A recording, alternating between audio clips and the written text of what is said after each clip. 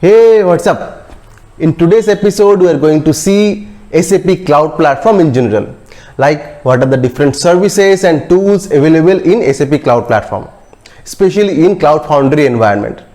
And also, we are going to learn when to use what kind of services to build custom or side-by-side applications in SAP Cloud Platform.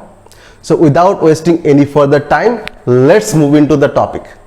Cloud Foundry is a very open platform where you can build applications in variety of programming languages, use various open source databases, and also can deploy in public cloud infrastructures like GCP, AWS, Azure, as per your choice. So when we talk about SAP Cloud Platform, Cloud Foundry, you don't have to directly deal with other public infrastructure providers. Rather, you focus on application development and just choose where to run your application. SAP will be managing this rest of the things. So now let's first talk about Cloud Platform application runtime, because application is the king here, right? In SAP Cloud Platform, Cloud Foundry, you can literally build your application using any kind of framework and programming languages.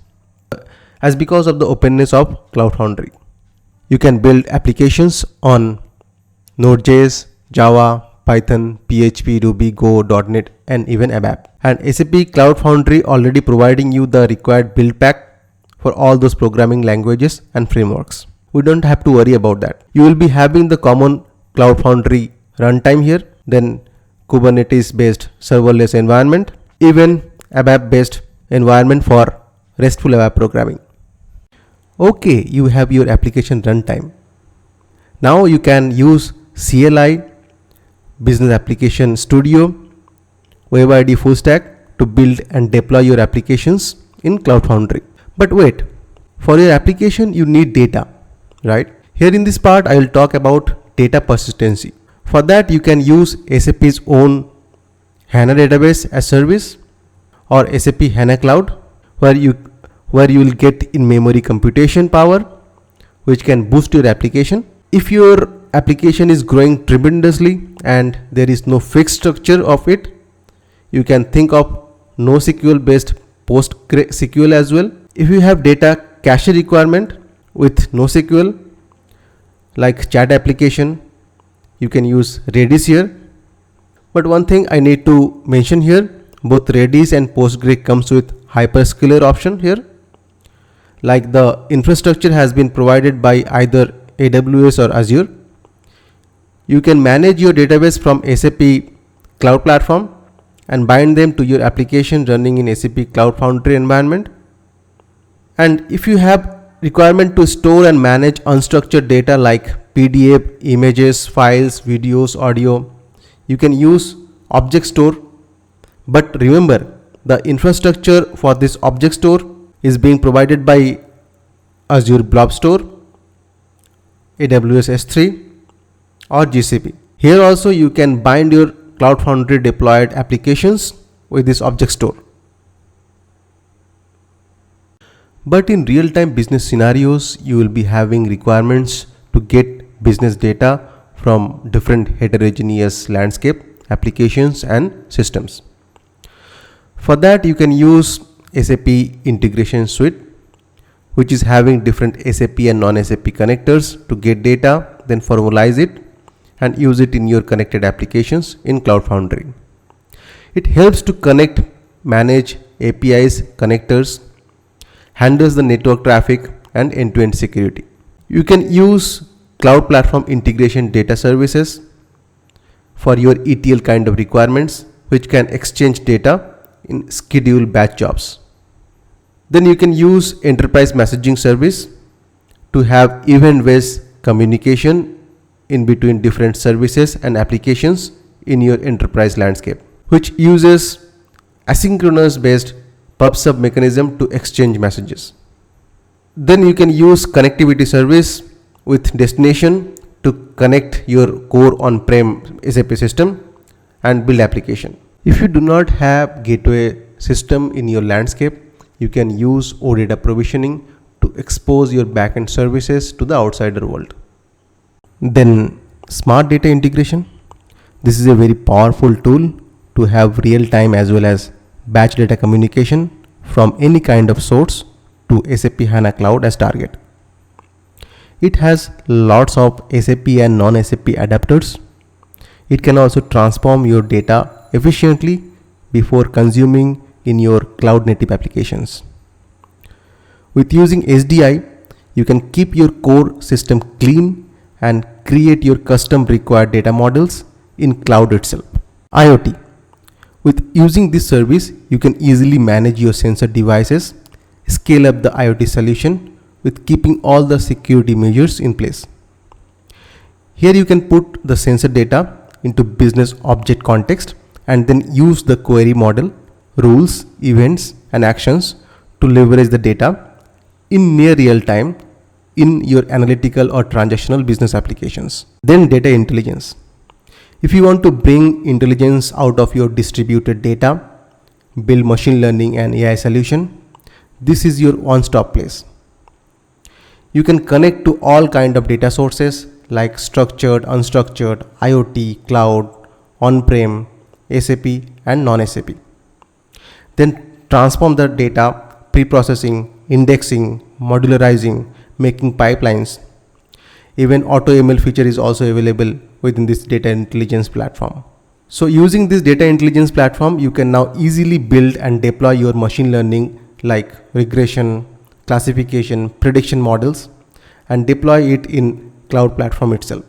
And to consume it further from your application, you can simply use REST APIs for real-time inferences. In this digital process automation, you can use workflow management to set up the business rules, build and manage workflows, manage user decisions in low-code approach. It also provides the end-to-end process visibility in the same place. Then IRPA. It would be a very interesting service for you if you want to automate enterprise business processes. Here you can use Desktop Studio to build end-to-end scenarios, then deploy it to Cloud Factory powered by SAP Cloud Platform. Here I need to mention that SAP is also offering standard bots to automate your generic business scenarios. You can reduce your development cost by directly consuming those standard RPA bots. Then SAP AI Business Services. This would be a very important and powerful section for your digital transformation journey with SAP Cloud Platform. You will get all the pre-trained machine learning services which can be consumed in your business and get direct benefit out of the AI solutions. I have already created a separate video particularly on this topic. Please check out that. I'm sure you will find it insightful for your enterprise system. The good part here is it comes under SAP Cloud Platform Enterprise Agreement, which is a consumption-based license model. So you just pay against the actual usage of those services. This is the most favorite topic, close to my heart.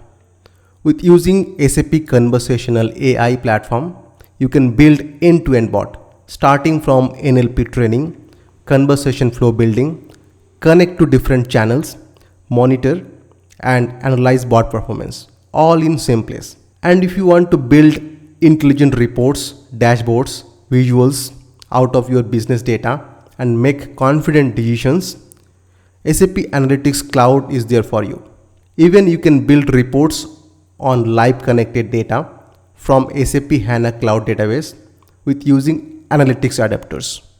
You can use this platform supporting services like job scheduler, transport management, application logging as per your requirement. Job scheduler can help you to schedule some process in your deployed services. Transport management helps to take your development to the next environment like quality and production space. You can visualize your application logs in Kibana dashboards using the application logging service.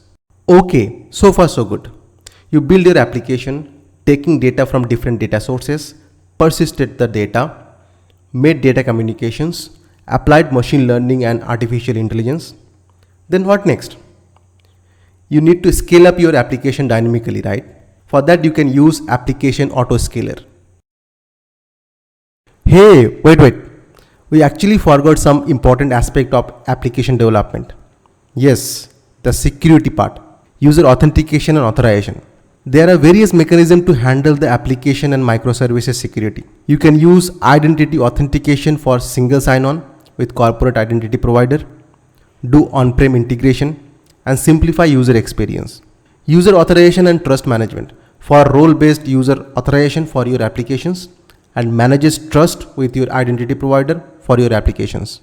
Now users can interact with your applications through different kind of channels like custom domain from browser, Fiori Launchpad, alert notifications, even Android or iOS based mobile applications. Now you must be wondering where from you can get more details for those SAP Cloud Platform services. SAP has launched the SAP Cloud Platform Discovery Center. Here SAP has listed more than 100 services for their customers. You can browse through it. But before that, you need to know some basic aspects like there are mainly 4 license model.